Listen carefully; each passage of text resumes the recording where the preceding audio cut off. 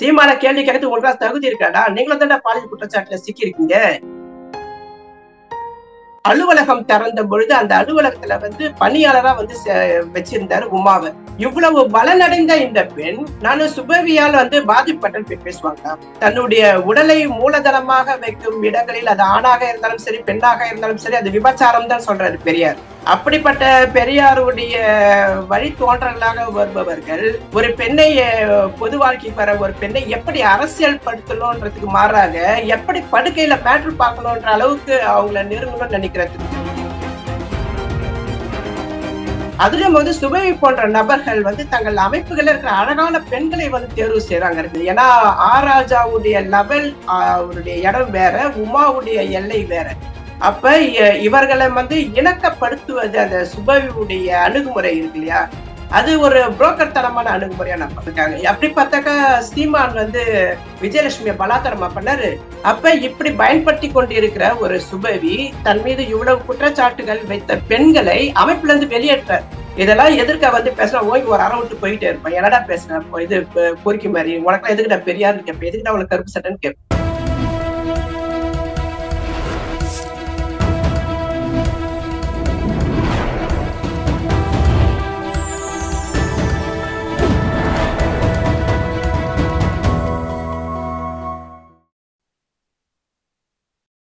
Channel 5 Tamil நேயர்களுக்கு வணக்கம். இன்று நேர்காணலில் நம்மோடு இணைந்திருப்பவர் பிரான்ஸ் மற்றும் ஐரோப்பிய மனித உரிமை செயற்பாட்டாளர், அரசியல் விமர்சகர் பிரான்ஸ் தமிழச்சி அவர்கள். வாருங்கள், அவரோடு பேசுவோம். வணக்கம் மேடம். வணக்கம் மேம். சமீபத்துல பார்த்திருப்பீங்க, தமிழ்நாட்டுல சீமான் அவர்கள் தொடர்ந்து ஈவேரா குறித்து பல கருத்துக்களை தெரிவிச்சுட்டு வராரு. அதற்கு பல தரப்புல இருந்து எதிர்கருத்துக்களும் வருது.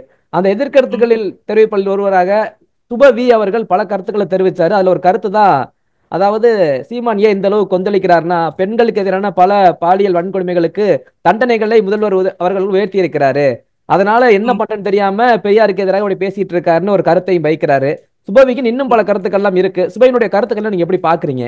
சீமான் விமர்சனம் செய்ய ஆரம்பிச்சதுக்கு காரணம் விஜய் உடைய பெரியாரை முதன்மைப்படுத்தி ஒரு அரசியலை செய்ய முற்படும் பொழுது அதற்கு எதிரான எதிர்வினையாகத்தான் நாங்க பாக்குறோம், எங்களை மாதிரி ஆளுங்க பார்த்துட்டு இருக்கோம். சுபவி ஒரு குற்றச்சாட்டு வைக்கிறாரு இல்லையா, சீமான் இப்படி திடீர்னு ஒரு பதட்டப்படுறதுக்கு காரணம் இந்த சப்ஜெக்ட்னு சொல்லிட்டு முதல்வருடைய அந்த மரண தண்டனை விவகாரம் சார்ந்து பேச ஆரம்பிக்கும் பொழுது ஐரோப்பிய மனித உரிமை அமைப்பு, உலகளாவிய மனித உரிமை அமைப்பு சார்ந்தவர்கள் மரண தண்டனை அதிகப்படுத்தக்கூடாது, அதுக்கு மேக்சிமம் அது தடை செய்யப்பட வேண்டிய ஒரு விவகாரமாகவே தொடர்ந்து மனித உரிமை அமைப்புகள் மூலியமாக அரசுக்கு வலியுறுத்துவது, அழுத்தம் கொடுப்பது தொடர்ந்து நடக்குது. பிரான்ஸ் உட்பட ஐரோப்பிய நாடுகள்ல கூட அது நடந்துட்டு இருக்கு. இப்படியான ஒரு சூழல்ல தமிழ்நாட்டுல முதல்வர் சட்டமன்றத்துல இப்படி ஒரு இந்த அறிவிப்பு கொடுக்குறாரு. இதனுடைய உள்நோக்கம் கூட பாத்தீங்கன்னாக்கா, உதாரணத்துக்கு அண்ணா பல்கலைக்கழகம் அரசு நடத்துற ஒரு கல்வி நிலையம், அந்த கல்வி நிலையத்துல சரியான முறையில் பராமரிப்பு, பாதுகாப்பு பணிகள் நடக்கிறதா, அது அரசியல் தலையீடுகள் அந்த கல்வி நிறுவனங்கள் இருக்குதா, இதையெல்லாம் எப்படி கட்டுப்பாட்டுக்குள்ள கல்வி நிலையங்கள் வச்சிருக்கணும், அந்த மாதிரியான பொறுப்புகள்ல இருந்து அவர் விலகி நின்று வேற சில பெண்கள் பாதுகாப்பு பொருட்டு சில விஷயங்கள்லாம் செய்யத்தான் முற்படுறாரு இல்லையா. அந்த கல்வி நிறுவன வளாகத்திலேயே நிறைய கேமராக்கள் வேலை செய்யலன்னு சொல்றாங்க. 53 கேமராக்கள் வேலை செய்யலன்னு சொல்றாங்க. அப்போ ஒரு அரசு கல்வி நிறுவனங்கள்ல பெண்கள் படிக்கிற இடங்கள்ல இவ்வாறான பிரச்சனைகள் இருக்கு. ரெண்டாவது, அவர்கள் கல்வி நிறுவனங்களில் திமுகவினை சார்ந்த பிரமுகர்கள் ஊடுருவல் நடக்கிறதுலாம் அந்த கல்வி நிலையங்கள்ல நீண்ட காலமே நடந்திருக்கு. எந்தெந்த கட்சி ஆளும் கட்சியாக வருதோ அன்றைய காலகட்டத்துல அந்த ஆட்சி அதிகாரத்துல இருக்கிற பிரமுகர்கள் எல்லாம் அது உள்ள ஒரு தங்களுக்கு கிடைச்ச ஒரு அதிகாரத்தை பயன்படுத்தி தவறான சில வழிகள்லாம் செஞ்சிருக்காங்க. அது அதிமுக ஆட்சியில நடக்குது, திமுக ஆட்சியிலும் நடக்குது. இந்த விஷயங்கள்லாம் இது சீமான் பேசிய விவகாரத்தோட கோத்து இவர் சொல்ல முற்படுற பொழுது, சீமான் பல பெண்களை பலாத்காரத்துக்கு உட்படுத்திய மாதிரியும், அதனால ஒரு பெரிய ஒரு அச்சுறுத்தல்களுக்கு ஒரு கட்டமைப்பை உருவாக்குறாரு. அதே சமயம் சுபவி இன்னொரு குற்றச்சாட்டும் வைக்கிறாரு. மணியரசன் மீது பாலியல் குற்றச்சாட்டு வச்சுட்டு அதை நான் பேஸ்புக்ல பார்த்தேன் அப்படின்ட்டு. அப்பதான் வந்து விஜயலட்சுமின்னு சொல்லிட்டு ஒரு நபர் ஒரு கொஸ்டினை கேட்க ஆரம்பிக்கிறாரு இல்லையா. அப்ப வந்து அவருடைய சடார்ந்து பதட்டப்பட்டு அவர் வந்து விஜயலட்சுமின்னு சொல்றது வந்து பாத்தீங்கன்னாக்கா, அந்த கேட்ட நபர் வந்து அந்த அந்த விஜயலட்சுமி திமுக சீமானுடைய விவகாரத்துல சம்பந்தப்பட்ட நடிகை விஜயலட்சுமி கிடையாது. இவர் வந்து கோவையில சிவா என்ற நபர் சில வருடங்களுக்கு முன்பு தற்கொலை செய்து கொண்டார். தற்கொலை செய்து கொள்வதற்கு முன்பாக அவர் வந்து வாய்ஸ் ரெக்கார்ட் பேசி வச்சிருக்காரு. அது நான் வச்சிருக்கேன், உங்களுக்கு கொடுக்குறேன். அந்த வாய்ஸ்ல வந்து என்ன சொல்றாருன்னா, தன்னுடைய மனைவி கிட்ட வந்து சுபவி, குளத்தூர்மணி, அப்புறம் விசிகாவை சார்ந்த சில பிரமுகர்கள் அவங்க பேர்லாம் சொல்லி இவங்கெல்லாம் வந்து பாலியல் தொடர்புல இருந்தாங்கன்னு சொல்லி பதிவு செய்யறாரு.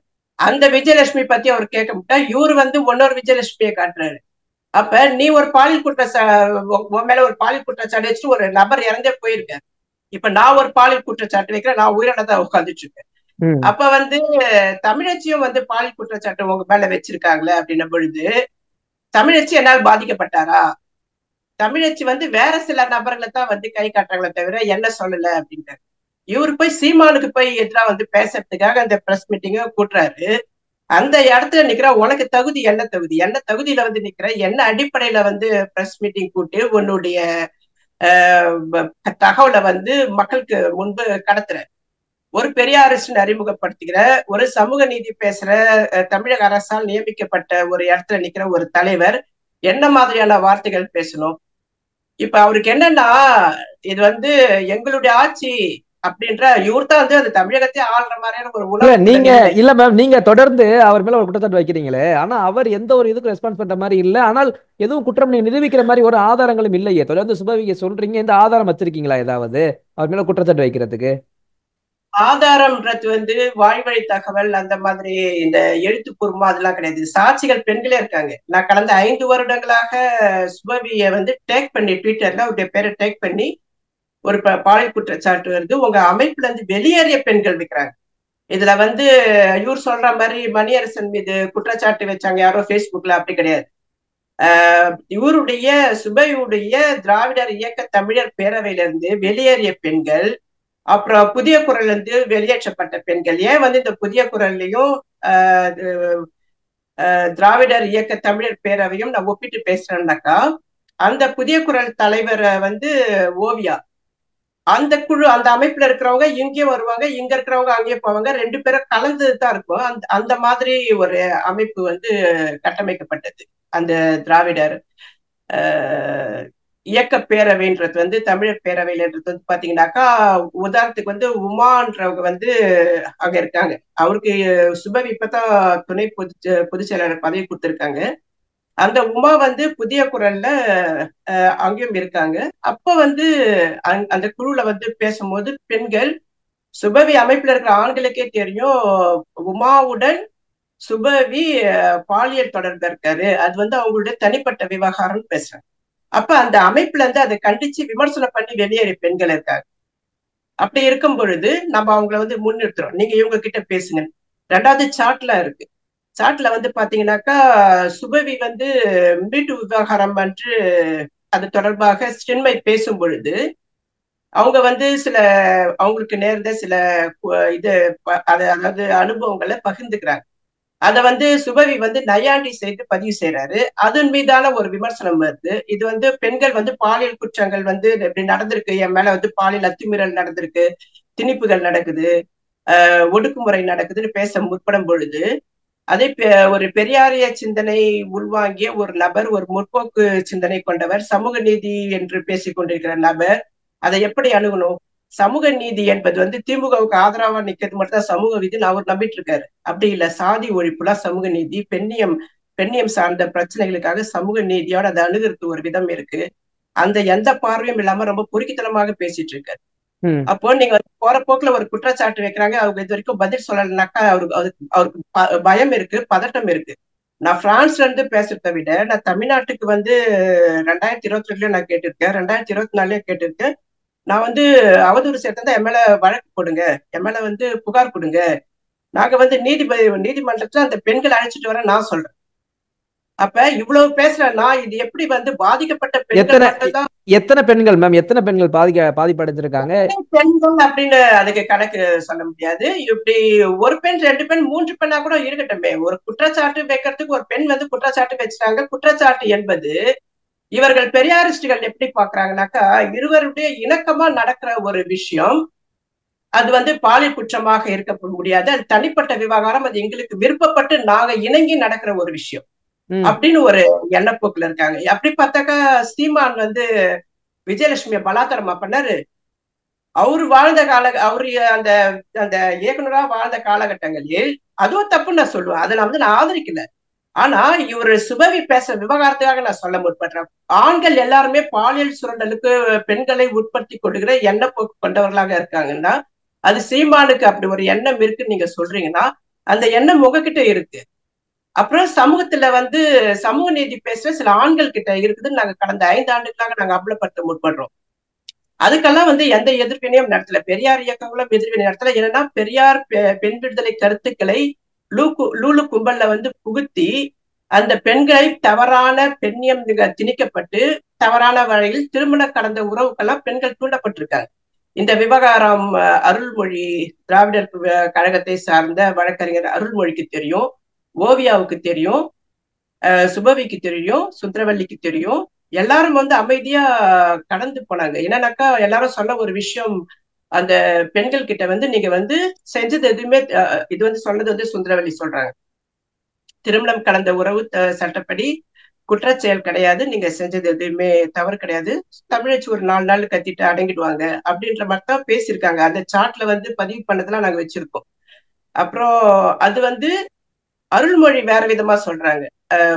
அந்த பாதிப்பு கொடுத்து கொண்டிருந்த ஒரு பெண் பவானி வந்து அருள்மொழி கிட்ட சொல்றாங்க, எங்களுக்காக வழக்காடுங்க, இப்படி வந்து தமிழச்சிங்களை பற்றி தொடர்ந்து தவறான பரப்புரை செய்யறாங்க அப்படின்னு. இல்ல, அது வந்து மோசமான குழு, நீங்க அதுல இருக்காதீங்க பவானி, நீங்க வெளியேறிடுங்கன்னு சொல்லிட்டு அதோட முடிச்சிருக்காங்க அருள்மொழியை தவிர. எங்களுக்காக இப்ப நாங்க பேசுறதுக்கு ஆமா தமிழச்சி சொல்றதுலாம் உண்மைத்தான், இந்த குழுவுல வந்து நிறைய பெண்கள் பாதிக்கப்படுறாங்கன்னு சொல்லிட்டு அவங்களுக்கு ஆதரவா வந்து அருள்மொழி குரல் கொடுக்கல. என்னன்னா அவங்க சுபவி கொளத்துமணி எல்லாருக்கும் எதிர்த்து இந்த அரசியலா மாற்றப்பட்டு நிக்கிற இந்த பாலியல் விவகாரத்துல நம்ம தலையிட வேணாம் அப்படின்னு ஒதுங்குறாங்க. இதே நிலைப்பாட்டை தான் வந்து ஓவியாவும் எடுக்கிறாங்க. அப்ப இவர்கள் நான் ஆண் பெரியாரிஸ்டுகளை விட்டுருவோம், பெண் பெரியாரிஸ்டுகளை எப்படி அணுகுறாங்க ஒரு பாலியல் விவகாரத்தில் பாருங்க. இவர்கள் தான் வந்து இதே ஓவியாவும் இதே அருள்மொழியும் சீமானுக்கு எதிராக குரல் கொடுத்துட்டு இருக்காங்க. அப்பதான் நாங்க எங்களை போன்ற அந்த லூலு விவகாரத்துல சட்ட போராட்டத்துல இருக்கிற எங்களை மாதிரி நபர்கள் நாங்க நிறைய கேள்விகள் கேட்கிறோம். இப்ப சமீப காலமா இதை தொடர்ச்சியாக நாங்க பேட்டி எல்லாம் கொடுக்கறதுக்கு காரணம் என்னன்னா, பாலியல் குற்றங்கள் யார் செஞ்சாலும் தப்புதான், தப்ப வந்து எடுத்து பேசுறதுக்கு முன் வர வேண்டிய இவர்கள் இன்று சீமான மட்டும் பிடிச்சுக்கொண்டு அவருடைய அரசியல் நிலைப்பாட்டை வந்து கேள்வி கேட்கிற, அவரை அவமானப்படுத்துறோம் அப்படின்ற அடிப்படையில நான் வந்து போய் விஜயலட்சுமி அழைச்சிட்டு வந்து நிக்க வச்சு பேசுவேன் அப்படின்றாரு. ஒரு நபர் செத்து போயிருக்காரு, அவர் மனைவி விஜயலட்சுமியை நீங்க பாலியல் சுரண்டலுக்கு உட்படுத்தி இருக்கீங்கன்னு சொல்லி சொல்றாரு. அதுக்கு ஆதாரம் இருக்கா மேம் உங்ககிட்ட? நீங்க சொல்றது விஜயலட்சுமியினுடைய பத்திரிகையில செய்தி வந்தது. பத்திரிகையில செய்தி வந்தது, சட்ட ஒரு குரல் இருக்கு, ஆடியோலாம் இருக்கு. அவர் இல்ல, சொல்றாரு. வெளியே எந்த அளவுக்கு அந்த ஒரு நியூஸ் வந்த மாதிரியே தெரியலையே. அது வராம தடுத்துட்டாங்க. ஆனா ஒரு மனுஷன் செத்து இருக்கான், மனுஷன் செத்து இருக்கான், அவன் வாய்ஸ் இருக்குது, ஒரு சில தகவல்கள் சமூக ஊடகங்கள்ல பேசப்பட்டிருக்கு, ஒரு பத்திரிகை செய்தியில ஒரு சிறு செய்தியா வந்திருக்கு. அது தொடர்பான விசாரணைக்கு வந்து முன்னெடுக்கும் பொழுது தொடக்கத்துல அவங்க அம்மா முயற்சி பண்ணிருக்காங்க. அவர் வந்து சொல்றாரு, அந்த குரல் அவர் பேசி சாகத்துக்கு முன்னாடி பேசுறதுலயே வந்து குரல் என்ன சொல்றாருன்னா, என்னுடைய வீட்டுல வந்து பழைய போன்ல எல்லாமே வச்சிருக்க, அதுக்கான ஆதாரங்கள் எல்லாம் இருக்கு அப்படின்னு சொல்லி பேசி முடிக்கிறாரு. அந்த இது குரல் எங்க கிட்ட இருக்கு. அந்த குரலை வந்து பிசிகாவை சார்ந்த சிலர் அவங்க மனைவியோட அந்த விஜயலட்சுமியோட போய் அவங்க அம்மா கிட்ட போய் எனக்கு அந்த போனை கொடுங்கன்னு சொல்லி வாங்கிட்டு இருக்காங்க. அவங்க அம்மா வந்து ஒரு கிராமத்து பெண் மாதிரி வச்சுங்களா, அவங்களுக்கு இந்த அரசியல் விவகாரம் எதுவும் தெரியாது. அந்த போனுக்குள்ள இவ்வளவு விவகாரம் இருக்குதுன்னு தெரியாமலே அவங்க அம்மா கொடுத்துட்டாங்க எல்லாத்தையும் எடுத்து.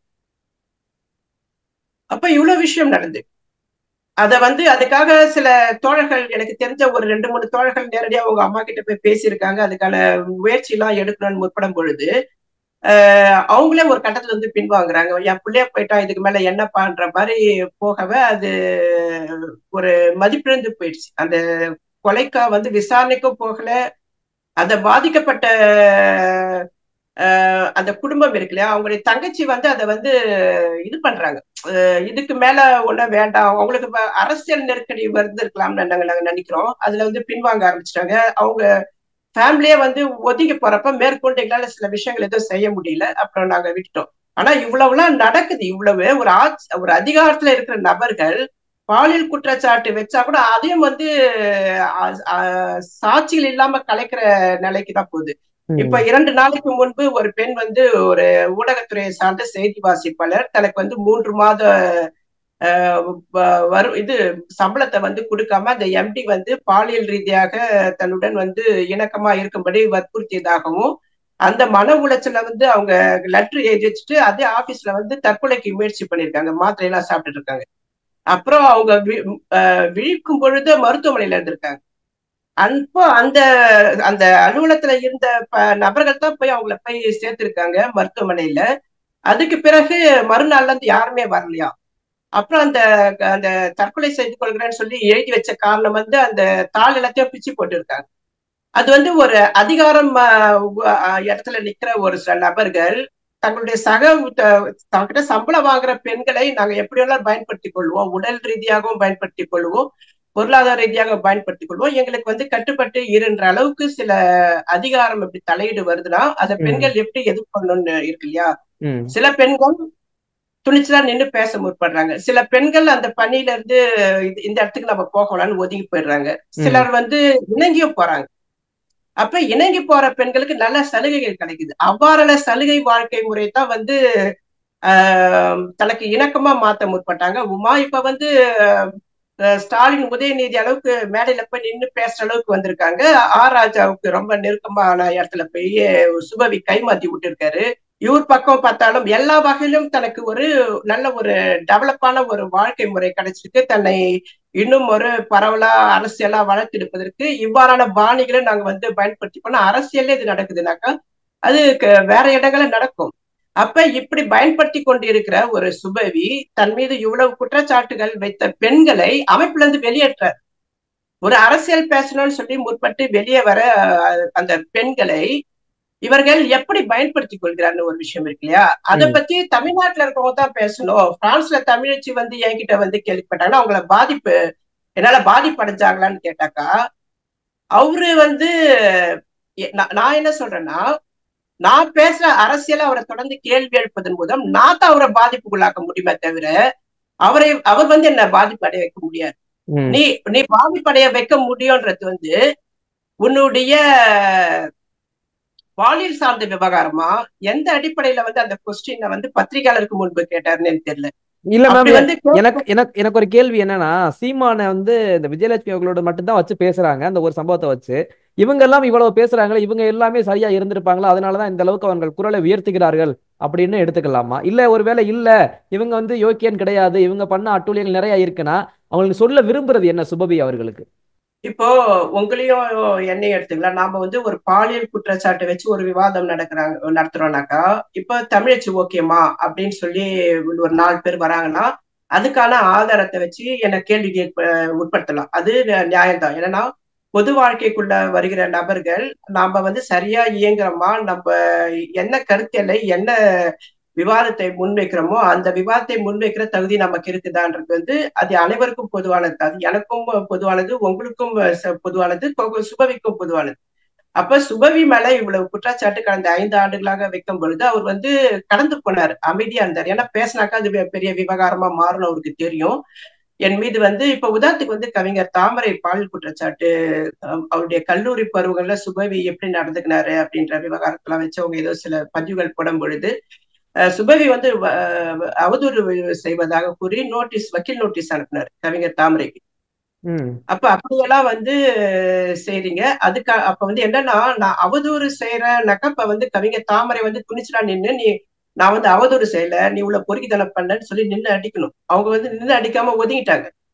அப்ப அதே மாதிரி நிலைப்பாடு என்கிட்ட நம்ம கடந்து பேசாம இருந்தா தமிழச்சி வந்து அமைதியா போயிடுவாங்க அப்படின்னு நினைக்கிறாங்க. ஏன்னா ஒவ்வொருத்தருக்கும் ஒரு கேரக்டர் இருக்கலாம். நம்ம வந்து ஒரு தொடர் போராட்டம் மூலியமா தான் ஒரு சில விஷயங்களை அம்பலப்படுத்த முடியும். இப்ப லூலு விவகாரத்துக்கு நாங்க தொடர்ந்து சட்ட போராட்டத்துல இருக்கோம். நாங்க வந்து யூடியூப் சேனல்ல போய் உட்காந்து பேசிட்டு இல்ல, ஃபேஸ்புக்ல வந்து எழுதிட்டு இல்ல. அப்ப வந்து சட்ட போராட்டம் நடக்கிற அளவுக்கு நான் பிரான்ஸ்ல இருந்து வரேன்னா இப்ப பலமான ஆதாரங்கள் இருக்கிற அடிப்படையில தான் நாங்க வந்து அந்த போராட்டம் முன்னெடுக்கிறோம். இப்ப சென்னை ஹைகோர்ட்ல வந்து பொதுநல வழக்கா மாத்தி வச்சிருக்கு. அந்த வழக்குல வந்து 20க்கும் மேற்பட்டவர்கள் வந்து குற்றம் சாட்டப்பட்டிருக்காரு. அவர்கள் வந்து தண்டனைக்கு உட்படுத்துகிற அளவு இருக்காங்க. ஆனா சமூகவியலாக அம்பலப்படுத்தப்பட வேண்டியவர்களாக மனநல மருத்துவர் ஷாலினி, கொளத்தூர்மணி, சுபவி, சுந்தரவல்லி, ஓவியா போன்றவர்கள்லாம் நிக்கிறாங்க, அருள்மொழி உட்பட. அப்புறம் முக்கியமா மனித பெண்கள் அமைப்பு, அப்படி ஒரு ஒரு பெண்ணியம் பேசிக்கொண்டு இருக்கிற இந்த நபர்கள் தங்களுக்கு சார்பாக நடக்கிற நபர்கள் செய்யற சில பாலியல் சர்ச்சைகளை சிக்கும் பொழுது அவர்களை வந்து மூடி மறைத்து விட்டு சீமான் போன்றவர்கள் மீதான குற்றச்சாட்டு வைக்கிறேன்னு சொல்லிட்டு மற்றவர்கள் கூட யாரும் வரல. ஆனா சுபவி வந்து வழக்கத்துக்கு மாறாக ஒரு பிரஸ் மீட்டிங் ஏற்பாடு பண்ணி அதுல வந்து முதல் முறையாக எனக்கு தெரிந்து மணியரசன், நான் வந்து கிட்டத்தட்ட ஒரு 30 வருடங்களாக தமிழக அரசியல கவனிச்சிட்டு இருக்கேன். மணியரசன் மீது முதல் பாலியல் குற்றச்சாட்டு வச்சவரு சுபவி. அதுவும் எப்படி சொல்றாரு, ஏதோ வந்து ரூம் போட்டு நடந்த மேட்ரு மாதிரி கிடையாது.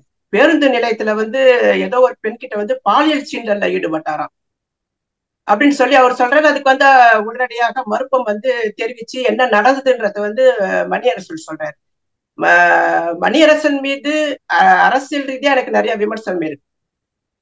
ஆனால் அவரை வந்து ஒரு பாலியல் குற்றச்சாட்டு வைக்கணும்னு வச்சு அவரை வந்து காலி பண்ணலான்ற மனநிலைக்கு இப்ப சுபவி வந்து தமிழ் தேசியம் பேசுகிற அனைவரையும் பாலியல் குற்றவாளிகள் சொல்றாங்கன்னா, நான் 5 வருடமா சொல்லிட்டு இருக்கேன். பெரியாரிஸ்டுகள்ல ஒரு சில போலி பெரியாரிஸ்டுகள் பெண்களை பாலியல் ரீதியாக எனக்கு எனக்கு ஒரு கேள்வி என்னன்னா, நான் தொடர்ந்து பார்க்கறது இந்த தீக்காவில் இருக்கக்கூடிய முக்கிய புள்ளிகள் எல்லாமே யாராவது ஒருத்தர் நிறைய கருத்துக்கள் சொல்லிட்டு இருக்கும்போது அவங்கள டேமேஜ் பண்றதுனால இந்த பெண்கள் சம்பந்தமா எடுத்துறாங்களா? அது என்ன காரணம்? எதுவும் ஃபார்முலா எதுவும் வச்சிருக்காங்களா?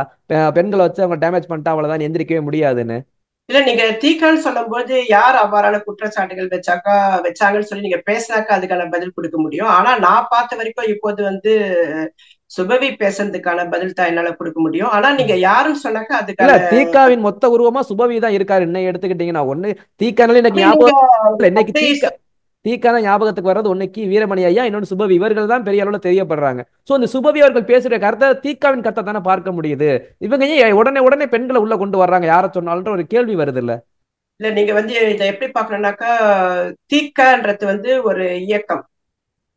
பெரியாரியல் கருத்தை வந்து வாசிப்புக்கு உட்படுத்திய சுபவி வந்து அவரோட திராவிட இயக்க தமிழர் பேரவை நடத்திச்சினார். அவர் வந்து தீக்காவுல இல்ல. அவரால் ஏன் வந்து தீக்காவுல பயணிக்க முடியல? பெரியாருடைய இயக்கம் தான் திராவிடர் கழகம்.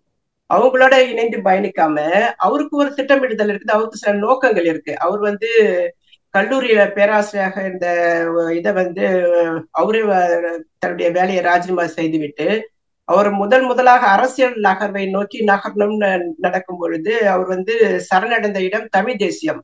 பழநெடுமாறன் கிட்டதான் வந்து அரசியலே வந்து கத்துக்க ஆரம்பிக்கிறார். பழநெடுமாறன் மூலியமாகத்தான் வந்து கருணாநிதி வரைக்கும் அவருக்கு நெருங்குற வாய்ப்புலாம் வருது. அந்த யாரையெல்லாம் யூஸ் பண்ணி எப்படியெல்லாம் அரசியலுக்குள்ள நுழைந்து எப்படியெல்லாம் தன்னை வளர்த்து எடுப்பதுன்ற நிலைப்பாட்டுக்குள்ள வந்து சுபையுடைய செயல்பாடு இருக்கும். அவர் தன்னை வளர்த்து கொள்வது தான் வந்து இதன் மூலியமா பலனடைவது. அந்த சமூக ரீதியான வந்து ஒரு பெரிய மனிதர் என்ற ஒரு பொறுப்பு. அப்புறம் இப்ப தமிழக அரசு வந்து சமூக நீதிக்கான ஒரு அமைப்புல வந்து நியமிச்சிருக்கு இல்லையா? இதெல்லாம் அவருக்கு ஒரு பெரிய பதவி. 2வது வந்து கருஞ்சட்டை பதிப்பகம் மூலியமாக தமிழக அரசு நிறைய சில புத்தக வெளியிடுக்கலாம். அந்த அந்த கருஞ்சட்டை பதிப்பகம் மூலியமா நிறைய, அதனால நிறைய பலன் அடைகிறார். அவருக்கு நிறைய வருமானம் அதன் மூலியமா வருது. இது வந்து தீக்காவில இருந்தா சாத்தியப்படுது. தீக்காவில இருப்பவர்களும் பெரியார் திராவிட கழகம், திராவிடர் விடுதலை கழகத்துல இருக்கிற தோழர்கள் வந்து பெரியாரி கருத்தை உள்வாங்கி கொண்டு பெரியாரியலுக்காகவே நின்று அதுக்கான இயக்கத்துல இருந்து போராடுறவங்க. இதெல்லாம் வந்து அரசியல்ல போய் வேற எந்த வகையிலும் வந்து கட்சிகளிடம் வந்து பலனடைய முடியாது. ஓட்டு அரசியலுக்கு இல்லாத இயக்கங்கள். ஆனா சுபவி வந்து எங்கெல்லாம் போய் எதையெல்லாம் ஓசல கிடக்குமோ எல்லாத்தையும் அனுபவிக்கணும்னு நினைக்கிற ஒரு நபர். அவர் சரியான சந்தர்ப்பவாதின்னு சொல்லலாம். பழனியருமான் கூட இருந்த காலகட்டங்கள் தமிழ் தேசிய பேசும்பொழுது கருணாநிதி அவர் பயங்கரமா விமர்சனம் பண்ணியிருக்காரு. இப்ப அதுதான் வந்து சீமான் வந்து பாத்தீங்கன்னாக்கா 2009 பெரியார் இயக்கங்கள்ல பெரியார் மேடைகள்ல வந்து பெரியார மிக உயர்வி இதுவா மிகைப்படுத்தி பேசுவாரு. அதே வந்து இப்ப நிலைப்பாடு மாறி இருக்கு. எல்லா மனிதர்களுடைய நிலைப்பாடும் மாறுதுன்னாக்கா தத்துவம் தவறு கிடையாது. இவர்கள் சந்தர்ப்பவாதியாக மாறிக்கொண்டு அந்தந்த காலப்போக்குபடி தங்களை வந்து புதுப்பித்து போறாங்க. அதுல சீமான் ஒரு நபர்னாக்கா சுபவியும் அதே மாதிரி நிலைப்பாடு கொண்டவர் தான். இவர்கள் எல்லாம் வந்து அரசியலை பேச விட்டுட்டு நம்ம வந்து இவர்கள் எல்லாம் பேசுவதெல்லாம் வந்து தத்துவம் சார்ந்த தத்துவின் அடிப்படையில் நின்று மானுடவியல் மனிதத்தன்மையோடு நின்று இவர்கள் மக்கள் பணி செய்யறார்களான்றதான் நம்ம அந்த கேள்வி வைக்கணும். அப்படி பார்த்தா சுபவி ரொம்ப கடுமையான கண்டனத்துக்கு உரியவர். ரொம்ப அதோடைய ஸ்பீச்சை வந்து பாருங்க எப்படி வந்து பேசுறாருன்னு சொல்லி. ஒரு 70 வயசு அதிகமான ஒரு நபர் என்னால இப்பவும் இது ஒரு ஆண்மையுடன் இருக்கிற பெண்களுடைய அனுபவிக்கிற அளவுக்கு நான் பாதிப்பு கொடுக்கிற அளவுக்கு என்னால பல பெண்கள் கிட்ட பாதிப்பு கொடுக்கிற அளவுக்கு நான் ஒரு வலுவான ஒரு நபர்னு சொல்ற அடிப்படையை பார்த்தா அவருடைய விவாதத்தை வந்து நம்ம பார்க்க முடியுதா இருக்கு. இதெல்லாம் எதிர்க்க வந்து பேசினா ஓங்கி ஒரு அரை விட்டு போயிட்டே இருப்பேன். என்னடா பேசுறேன் இது பொறுக்கி மாதிரி உனக்கெல்லாம் எதுக்கிட்ட பெரியாருன்னு கேட்பேன், எதுக்கிட்ட உனக்கு கருப்பு சட்டைன்னு கேட்பேன். அதான் சுதந்திரம் பேச்சு உரிமைன்னு சொல்றாரு. பெண் உரிமை அதெல்லாம் நிறைய இந்த வரிசையில தான் வருது போலயே. சரி, பெண் உரிமைன்னு பேசுறப்போ எனக்கு ஒரு கேள்வி. இப்ப வந்து சின்மை சார்ந்த சில விவாதங்கள் நடக்கும் பொழுது மீட்டு விவகாரத்துல வந்து மோசமா வந்து அதை கருத்து வைக்கிறாரு சின்மை வந்து நையாண்டி செய்து. அதுக்கு அருள்மொழி வந்து பெண் உரிமை போராளி தானே, பெண் உரிமை பேசுறவங்க தானே, அப்படித்தானே தன்னை வந்து அரசியல் களத்துல வளர்த்து எடுக்கிறாங்க. அவங்க ஒரு கருத்து வைக்கிறாங்க. அந்த கருத்து வந்து சுபவிய வந்து கேள்வி கேக்குது, ஏன் வந்து இப்படி பேசுறீங்க. மீட்டு விவகாரத்துல அவங்களுக்குள்ள முரண்படுறாங்க சுபவி கிட்ட. அடுத்த ஒரு மணி நேரத்துல அந்த பதிவை வந்து நீக்க வைக்கிறாரு சுபவி. அவங்கள நீக்கிறாங்க. இப்ப இதே மாதிரி பதிவை நான் எழுதுனாக்கா சுபவி என்ன நீக்க சொன்னாக்கா நான் நீக்க மாட்டேன். அப்ப எங்க இருந்து தொடருது அந்த பெண்ணிய போராட்டம்? சமரசம் இல்லாத இடங்கள்ல தான் வந்து அந்த போர்க்குணமும் வரும். நான் பேசுறது சரின்னாக்கா அதை யாருமே வந்து சொன்னா கூட நான் என்னால் நீக்க முடியாது. அப்ப சுபவிக்கு வந்து என்னன்னாக்கா ஒரு பெண்கள் அரசியல் பேச முற்படுறாங்க, அவங்களுடைய கருத்தா கூட அதில் பார்க்க முடியல. தன்னை யாரும் வந்து விமர்சனம் வைக்கக்கூடாது தன் மேல அப்படின்னு நம்புறாரு. ஒரு வாட்ஸ்அப் குழு உள்ள நடக்கிற விவாதங்கள் கூட வந்து தன் மீது விமர்சனத்தை வைக்கிறத வந்து ஏத்துக்க முடியாம தான் வந்து அவரு அந்த புதிய குரல்ல வந்து அந்த வாட்ஸ்அப் விவாதங்கள்லாம் நான் பார்க்கும் பொழுது அதுல கடுமையா விமர்சனம் பண்ணிட்டு இருக்காரு. நான் ஒரு தலைவர், நான் சொன்னா நீங்க கேட்டு அதுபடி நடக்கணும்ன்றதுல வந்து பார்க்கும்பொழுது அது பெண் உரிமை பேசுகிற தமிழ்நாட்டில் இருக்கிற பெண்கள் எல்லாமே ஓர் அணியில இருக்கும் பொழுது அந்த பெண்ணிய பேசுற தகுதியை கூட வந்து நான் சொல்ற அளவு எல்லையில இருந்து அதுவரையோட நீங்க பேசிட்டு அதை நிறுத்திக்குங்கன்ற அடிப்படையில தான் வந்து சுபவியோட அணுகுமுறை இருக்கு. அப்ப இது எங்க வந்து பேச்சுரிமை எழுத்துரிமை இதெல்லாம் வந்து இப்ப எங்களுக்கு கொடுக்குறவங்க யாரு? இவரு இந்த சுபவி வந்து ஏன்ட்ட பேச முடியுமா? அப்ப அருள்மொழி அதுக்கு அனுசரித்து போறாங்க, ஓவியா போறாங்கன்னாக்கா தமிழ்நாட்டுல இருக்கிற சுந்தரவல்லி கேட்க முடியுமா? சீமானுக்கு எதிராக இவ்வளவு சவுண்டு பார்ட்டியா இருக்காங்களா, அவங்களால பேச முடியுமா? இவர்களுக்கு எதிரெல்லாம் பேச முடியுமா? அப்ப இப்ப இவரு கடைசியா இப்ப பேசுற பத்திரிகை சந்திப்புல பேசின விவகாரத்தையே கூட ஒரு பெரியாரியவாதிகள் பார்த்தாக்கா சுபவி பேசுற முறை ரொம்ப மோசமான அணுகுமுறையா இருக்குன்னு பேசணும். ஏன் பேச முடியல? நீங்க திரும்ப திரும்ப சீமான நோக்கி கேள்வி கேட்டுக்கிட்டே இருந்தாக்கா இந்த கேள்வி கேட்கறதுக்கு ஒரு தகுதி இருக்கான்ட்டு நாங்க வந்து பேசிட்டு இருக்க வேண்டியதா இருக்கு. அந்த அடிப்படையில தான் என்னுடைய விவாதம் வருதே தவிர நான் சீமானுக்கு ஆதரவாக நினைக்கிட்டு நீங்க சீமான எப்படி கேள்வி கேட்கலாம்னு சொல்லிட்டு நான் கேட்க வரல. சீமான கேள்வி கேட்கறது உங்களுக்கு தகுதி இருக்காடா? நீங்களும் தான் பாலியல் குற்றச்சாட்டுல சிக்கி இருக்கீங்க. இந்த கேள்வி யாரு வைப்பா? இந்த சமூக களத்துல, தமிழ்நாட்டு சமூக களத்துல சுபவிக்கு எதிராக ஒரு ஆண் வந்து கேள்வி கேட்க முடியுமா? உடனே அவர் எந்த இடத்துல வேலை செய்யறாரு, அவருடைய பின்னணி என்ன, அவரை எப்படி வந்து வாய் அடக்குவது, அந்த பதிவை எப்படி நீக்குவது, இப்படிதான் அவருக்கு சுபவிக்கு மூளை வேலை செய்யும். இவர்கள் எல்லாம் வந்து சமூக நீதி பேசுவதும் பெண் உரிமை பேசுவதும் எழுத்துரிமை கருத்துரிமை பேசுறது எல்லாமே மேடை பேச்சு தான். அதுதான் அவர் சொல்றாரு. ஒரு பெண் அவர்கிட்ட வந்து அணுகி அவருக்கு தெரிந்த ஒரு ஆண் நண்பர் அவர் திருமணம் செஞ்சுக்கிறாங்க. அவங்க வந்து கிறிஸ்தவர், இவங்க வந்து இந்து. அவங்க வந்து காதல் திருமணத்துக்கு பிறகு தன்னை வந்து மதம் மாற்றம் செய்ய சொல்லி வற்புறுத்துறாருன்னு சொல்லிட்டு அந்த வந்து சுபவி கிட்ட வந்து அந்த பெண் சொல்றாங்க. அப்ப சுபவி சொல்றாரு, பெண் உரிமைன்றதுலாம் வந்து மேடை பேச்சுக்கு தான் சரிப்பட்டு வரும், அதான் சரி இது சமகாலத்துல வந்து நம்ம நடைமுறைக்கு அது வந்து சரிப்பட்டு வராது, அதனால நீங்க வந்து மதம் மாறுங்க அப்படின்னு சொல்லியிருக்க. அவங்க வந்து திட்டிட்டு பதிவு போட்டிருக்காங்க. ஃபேஸ்புக்ல பதிவு போட்டுட்டு இவங்கெல்லாம் என்ன இவனுங்க முற்போக்கு பேசுறேன்னு சொல்லிட்டு மதம் மாறுறதுக்கு பெண் உரிமை எல்லாம் மேடை பற்றி தான் சரிப்பட்டு வரும்னு சொல்லிட்டு இப்படி எல்லாம் பேசிட்டு இருக்காங்களேன்னு சொல்லிட்டு அந்த பெண் வெறுத்து பதிவு எழுதி போட்டு போறாங்க. எப்ப இதையெல்லாம் யாரு கேள்வி கேட்பாங்க? அந்த பதிவு வந்து ஒரு பார்க்கப்படாத இடத்துல கிடக்கு. இது நடத்தல ஒரு 4-5 வருஷத்துக்கு முன்பான கதைகளை சொல்றேன். இவர்கள் இப்படிதான் வந்து இந்த பெண்ணிய பத்தி ஒரு எண்ணப்போக்கு இவர்கிட்ட இப்படிதான் இருக்கு. ரெண்டாவது வந்து இவர் சொல்றாருல இதெல்லாம் வந்து தனிப்பட்ட விவகாரம் சொல்றவரு. இவரு நடிகை ரஞ்சிதா அந்த இவங்க நித்யானந்த பாலியல் விவகாரம் நடக்கிறப்போ மாஞ்சி மாஞ்சி பேசிட்டு இருந்தாரு. மத்த பாலியல் விவகாரத்தெல்லாம் நீங்க அணுகிற விதம் வேற விதமாக இருக்கு. ஏன் உங்க பாலியல் பிரச்சனை பேச வரணும்? அது தனிப்பட்ட விவகாரமா மாறுது. திருமணம் கடந்த உறவை வந்து அவர் இப்படி வர்ணிக்கிறார். காதல் என்ன? நல்ல காதல், கள்ள காதல், திருமணம் கடந்த உறவு என்று கூறுங்கள். அப்போ இந்த மாதிரியான புதிய புதிய வார்த்தை ஜாலங்கள் மூலியமாக பெண்ணை அணுகுவது, பெண்களுக்கு சலுகை கொடுப்பது. எடுத்தெடுப்புல போய் இவங்க வரியா மேட்ரு பார்க்கலாமெல்லாம் அவர் கூப்பிட மாட்டாரு. அந்த பெண்ணை வந்து இப்ப உதாரணத்துக்கு உமா விவகாரத்துக்கு வருமே, எனக்கு நல்லா தெளிவா தெரியும். இவருடைய சுபவியுடைய அரசியல் வாழ்க்கை தொடங்கின இடம் அட்ரஸ்ல இருந்து என்னால பேச முடியும். அவர் வந்து அலுவலகம் திறந்த பொழுது அந்த அலுவலகத்துல வந்து பணியாளரா வந்து வச்சிருந்தாரு உமாவை. அதுக்கு பிறகுதான் கலைஞர் தொலைக்காட்சிக்கு வாய்ப்பு வாங்கி கொடுக்குறாரு. இந்த மாதிரிலாம் வாய்ப்பு கொடுத்து கொடுத்து துணை பொதுச் செயலாளர் அவங்க புத்தகம் எழுதுறதுலாம் அதுல பாதி எழுதுனதே வந்து சுபவின் தான் சொல்றாங்க. ரெண்டாவது ஒண்ணு திராவிட பள்ளின்னு ஒண்ணு நடக்குது இப்ப. அதுல வந்து சேர்றதுக்கு வந்து 500 ரூபாய் கொடுத்து செய்யணும். ஆன்லைன் கல்வி.